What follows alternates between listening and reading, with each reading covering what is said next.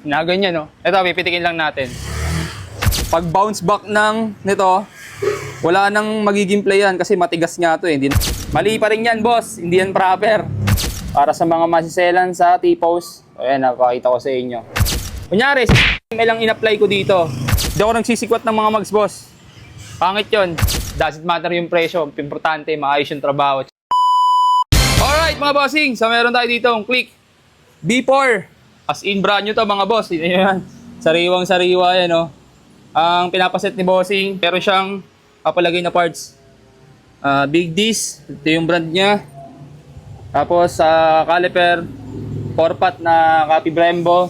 Kasi ito ang pinakamatindi sa lahat, yung kanyang arm na CNC mags. Magpapalit si bossing ng mags. Tapos dito sa kanyang front, ang gagawin natin dyan, ipipender fitment natin and then magic lowered. Actually mga boss, naka magic lowered na daw to.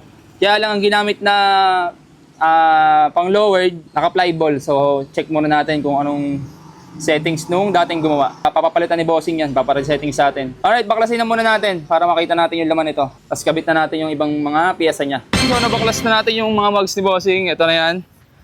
Tapos ito yung kakabit natin na bago. Papakabit natin yan sa machine yung umiikot. Kasi hindi ako nagsisikwat ng mga mags, boss. Pangit yun. Padala muna natin sa umiikot dun sa machine shop. So habang inaantay natin yung pinaka-mags niya, banatan na natin to. Para wala tayong masayang na oras. Alright mga bossing. So ito, nabuksan na natin yung front shock ng motor ni bossing. So ito yung settings niya. Ayan, kung mapapansin nyo yung tubo na yan. Itong tubo na to, kung familiar kayo dyan, once na bumili kayo ng shock, may mga extrang bushing yun eh. So yan ang nilagay sa tubo ni bossing. Ito. Ayan, ay mag-focus. Ayan. Shock, ano yan? Bushing shock. Pag bumili kayo ng mga shock, hindi ko nababanggitin yung mga brand. Ito yung binibigay na previous, may kasamang ganyan yan. So ito yung ginamit sa kanya. Oh. Mali pa rin yan, boss. Hindi yan proper. Ito, meron tayong proper dyan, para dyan. Ito yung ginagamit natin. Spring, proper spring. Isang mahaba, tapos isang maikli. So, ayun yung difference niya. Ito, magkaibang sukat, magkaibang preference yan. Depende sa gumagamit ng motor. So, yun ang nilalagay natin. So, ito, X yan, bossing, mali yan. Bagong-bago pa to. Yan, kung mapapansin nyo yung langis, bagong gawa lang yan. I-resettings natin kasi pangit ng play. Tsaka hindi yan proper, boss. Kasi pag bounce back nito, wala nang magiging play yan kasi matigas nga to eh. Hindi na magpi-play yan. Ito lang yan, oh. Ang pinaka-bounce back niya lang, ito lang. Yan, ito lang ang gagalaw. Dito sa taas, wala na. Tukod na yan. Hindi katulad sa naka-proper spring tayo. Pagbalik, pag bounce nito, ito, may babounce pa kasi proper spring yung gamit. Ito, pakita ko sa inyo ha. So ayan mga bossing, ito yung set natin. Pag nag-bounce back, ito, babounce pa yan. Ang laki ng ibabounce niyan. Eh dito naman, wala, stack up na yan, boss. Kasi tubo yung ginamit eh. So ayun lang, sa mga magpapagawa, alamin nyo muna yung ikakabit nyo kung malayo kayo sa akin. Much better, tanongin nyo muna kung paano sila mag-magic lowered. Kasi sayang pera nyo, kayo din. Alright, mga bossing. So, na-set na natin yan. Ang kulang na lang dyan ay langis. Yan, ganyan siya kababa. Kasi mahaba yung nilagay natin eh. So, bago ko lagyan ng langis, marami kasi nagtatanong kung ilang ml yung ginagamit kong langis. Kung ilang ml yung nilalagay natin sa shock pag naglo-lowered tayo. Ang sagot ko dyan mga bossing, hindi laging tugma yung set ko. Iba-iba. Iba-iba ng number. Ayan, may mga number yan. May 50, may 60, may 70, may 80. Ngayon, naglalagay ako ng langis.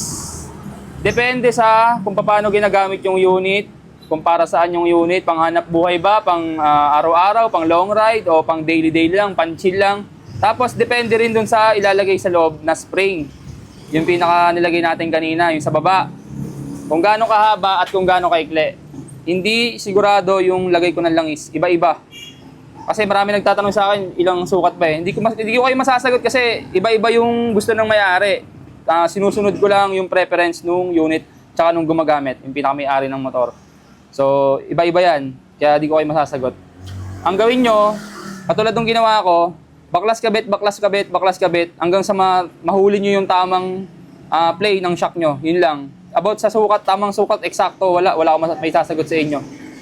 Gayahin nyo yung ginawa ko, baklas kabit, tapos hanggang sa makita nyo yung tamang preference na gusto nyo. So ito lang mga bossing ha. Ito kasi yung dati nating nilalagay na spring. Ayan, may specific tayong dami ng langis dyan. Di ko pa rin pwedeng sabihin kasi pinag-practicean ko ng ilang ulit yung bago ko na perfect. So kailangan aralin nyo rin. Di kasi yung libre boss. Kawawa naman yung ibang nagbabayad sa atin na customer para lang mahuli yung ganung tamang play. Tapos makukuha nyo lang ng libre, boss. Kawawa naman ako doon, boss. May depende talaga ako, hindi pare-parehas eh. Kunyari, ito, example itong maikling spring. Kunyari lang to Kunyari, ml lang in-apply ko dito. Tapos naglagay tayo dito ng mas mahabang spring. In-apply ko yung dami ng langis dito sa dating set natin. Matigas yung boss, hindi yun sa swak.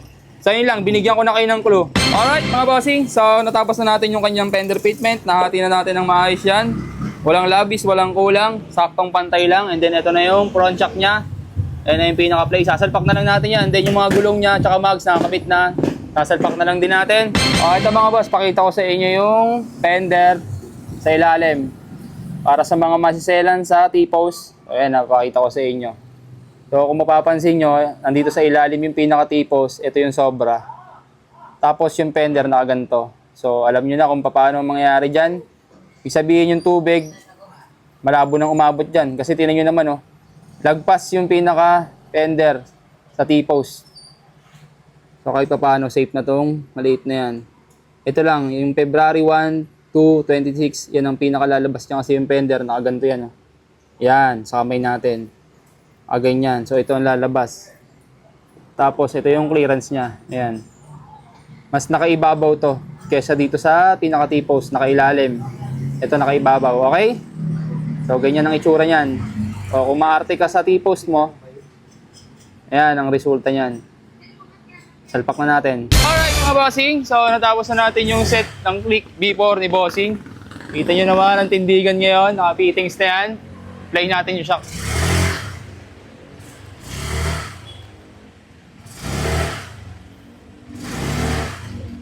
Kahit hindi ko persahin yan. Diba, ginaganon May iba pag nagpe-play ng shock, ginaganyan Ito, pipitikin lang natin. Simpleng preno lang ha? Simpleng preno lang yan, hindi ko ginaganon yan Pero kahit ganun din mo yan, maganda play yan. Kasi pag ginagamit mo naman yung unit, hindi mo naman ginaganyan para maramdaman mo yung play Mararamdaman mo yan pag pinipreno na. Kaya may bigla ang lubak, may preno ka. Kita yung play. Okay na boss. Tapos pakita ko sa inyo yung kung gaano kaganda yung mags ni bossing ARM Tingnan nyo naman, ang pogi. Harap likod dyan mga boss. Dito nag-adjust lang tayo kasi hindi gumana yung 4-pot na dala ni bossing. So mag-a-adjust tayo muna ng brake master na 14mm o kaya 17mm. Ito, pansamantala. Stock bracket, stock caliper muna tayo. Tapos, buti may dala si bossing ng pang 260mm na bracket, pang disc. So, gumana pa rin yan. Buti na lang may dala siyang ganito. Okay na. Ang ganda ng disc ni bossing, Pwede lang ibiyahe pa uwi. Actually, ginabi na tayo kasi medyo natagalan tayo sa pagbiblade. Kasi gusto ko sana maikabit Gusto ko sana ipilit yung 4-pot. Ipipilit ko sana kaya lang talagang hindi kinakaya ng stock na brake master. So, advice ko kay bossing, magpalit siya ng 17 o kaya 14mm. Much better kung 14mm lang na RCB para plug and play. Parang ganito lang, parang stock lang. Pero yung quality nun, pag pinush mo, talagang mapreno. Ayan Pero kahit stock pa lang yung preno niya, ang ganda na ng preno. Ayan So, ayun lang. Alam niyo na kung saan magpapagawa. Pwede kayong rumekta, walk-in pwede. O kaya mag-PM kayo sa akin para mas mapag-usapan natin yung presyo. O kaya yung gagawin. Yun lang, let's go! Ganda ng mugs ni bossing ARM! Sana all, naka-mugs. Wala stock si Clicky Boy Bulok Alright boss, sticker. Salamat, ng marami. Alright, thank you, ingat. Alright! So actually nagbigay si bossing ng extra tip sa atin na ito. Kaya lang Okay naman ako sa presyo ko eh. Dun sa kung paano ko siya ginawa. Actually, nilibre na natin yung kabit ng mags, yung pag-labor ko doon. Ang binayaran lang ni bossing sa atin yung pagdala doon sa machine shop. Doon sa kung saan umiikot yung mags. Pero yung pagtanggal nung mags at pagkabit, libre na yun. Walang bayad yun. Yung pag-bleed, walang bayad din yun. Yung brake fluid, di ko rin pinabayaran. Sa tuwa ni bossing. Sa dami kong nilibre, nag-tip siya ng 200. Kaya lang, okay na rin sa akin yun. Pinabalik ko na sa kanya. Okay na ako. Fix na ako dun sa presyo natin na fender fitment and magic towel. Goods na ako dun. Hindi na para pamahalin pa yung bayad. Okay na yun. Let's go! Importante, marami kayong magpapagawa. Doesn't matter yung presyo. Importante, maayos yung trabaho. Saka, para dumami kayo. Diba? Let's go! Magpapagawa. Alam niyo na kung saan pupunta. Dito lang yan. A-Works. Let's go!